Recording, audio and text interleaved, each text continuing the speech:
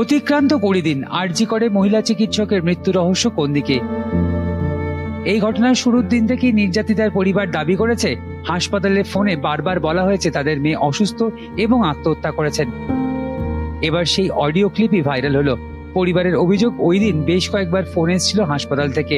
Phone করেছিলেন হাসপাতালের মহিলা সহকারী সুপার, যিনি বারবার বয়ান বদল করেছেন বলে অভিযোগ। কি হয়েছে কি সেটা বলো না একটু। ওনার অবস্থা খুবই খারাপ। আপনি যতটা তাড়াতাড়ি পারবেন চলে আসুন। কি হয়েছে না সেটা বলো না। ওটা তো ডাক্তার বলবে, আপনি একটু তাড়াতাড়ি চলে আসুন এখানে।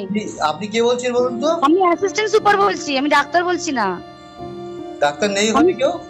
আপনার মেয়েকে আমরা এমার্জেন্সিতে নিয়ে এসেছি, আপনারা আসুন, এসে যোগাযোগ করুন। ও কি হয়েছিল কি? ও তো ডিউটিতে ছিল। আপনারা জলদি চলে আসুন, যতটা তাড়াতাড়ি পারবেন। হ্যাঁ শুনুন, আপনাকে তখন বারবার বলছিলাম, ব্যাপারটা হচ্ছে যে আপনার মেয়ে উনি সুসাইড করেছেন হয়তো, বা কিছু মারা গেছেন।